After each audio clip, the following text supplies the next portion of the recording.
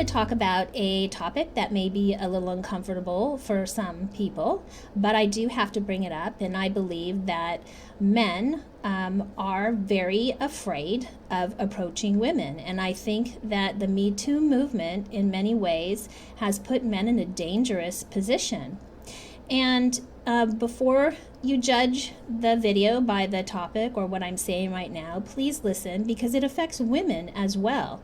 This can have a negative impact on women in the workplace, women going into the military, women out there dating. It's, you don't have one without the other. And so where the movement, I believe, started off, I think it was a good thing to bring it out in the open, to talk about it, so that men and women are talking about what's appropriate, what's not appropriate, how you feel. Some people that have been, doing horrible things to catch them for doing it. But the reality is that there are people in this world that do bad things. Each of us has a side of us that isn't always good. I mean, each one of us has good and bad in us, but we make a choice every day to be good. We make a choice not to put the energy into being a bad person. We make a choice to do good things, to lead a good life, to be honest, to be responsible. I would say a large majority of the population really do try to do the right thing, but there is a small percentage of the population that doesn't. And if you think about a huge population, that small percentage can make up, quite a few people that are walking around us. And these people choose to do bad things. They make a conscious choice to do bad things. Now, there are some people that are ill, that have some problems, but I would say a majority of the people who do bad things, they know what they're doing. They know they're doing bad things, and they're going to continue to do it because that's what they've chosen to do. And so the people that we're trying to educate, the people that we're trying to say, hey, this behavior has to stop, those are not the people that we're going to reach, unfortunately. They're still going to go on and be bad people. And you have this in men and women. It's not just, a man has these traits and a woman doesn't. I mean, there's women who make bad choices too. There's women who do bad things, and they know they're doing bad things, and they continue to do them. And they're really not going to care if they hurt somebody else. They're not going to care if you tell them how many times that, they're hurting someone or abusing someone, or that it's bad. They obviously have chosen to do those bad things, and many of them have a problem, and if they don't get help for it, they will continue to do it. And so let's focus on the men who are good human beings, decent human beings, and who want to do good. Now they're in a position where they are having to monitor everything they do. They're in a position at work where maybe a coworker one time they felt like they could joke around with, or they could be a little flirty, which is a natural human instinct for men and women to be flirty with each other sometimes. I'm not saying inappropriate, but joking back and forth. And now this is all suspect. Now this is all under scrutiny. Now this can all be caught on film, on a phone. It can be twisted. It can be turned. So it's just become hyper-focused on all this, and it's really not healthy.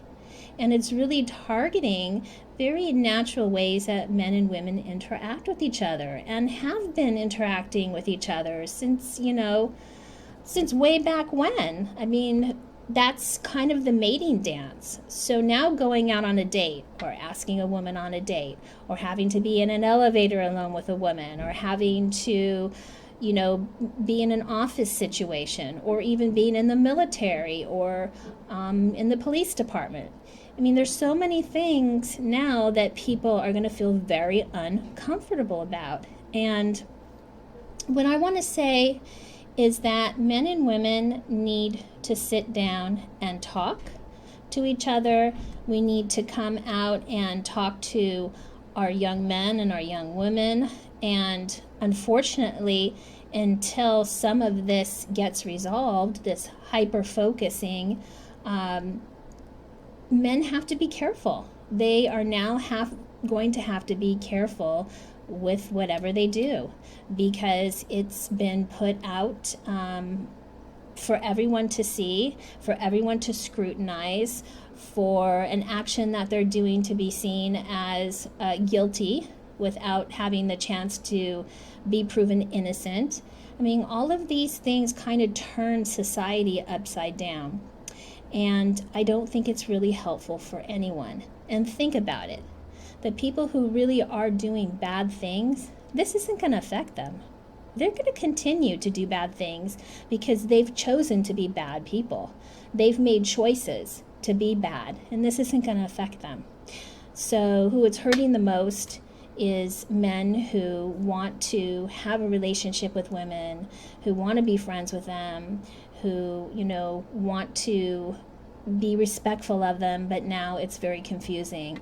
And the problem is, it hurts women, because women who have been put in a position of being abused or something has happened to them, it feels like maybe what happened to them isn't as big of a deal, and it should be. No woman should be abused or be put in a bad position or assaulted or raped or hurt. But that's not happening to them from these good men. It's happening to them from these bad men.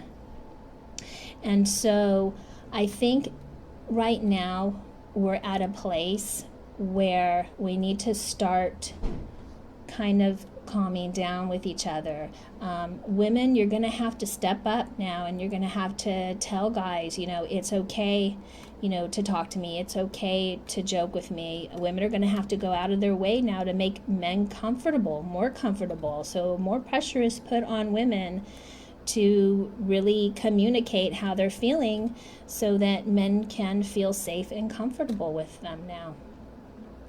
So I just wanted to give my 2 cents on it, and I'd love to hear your comments, what you have to say. I know it's kind of a touchy topic, but I do think it's something that we have to talk about and be responsible with, because it really does affect people's lives, and it really can create hell for someone to be in a situation where they're being accused of something, or someone is not treating them fairly. And I think men and women have to get back to being respectful and loving towards each other, and communicate and work together, and hopefully we can all get past this as a country. So this is Dr. Dawn Michael. I believe everyone deserves to have a healthy sex life, and so do you. Give me a thumbs up if you like this video, subscribe to my channel, and as I said, please leave your comment.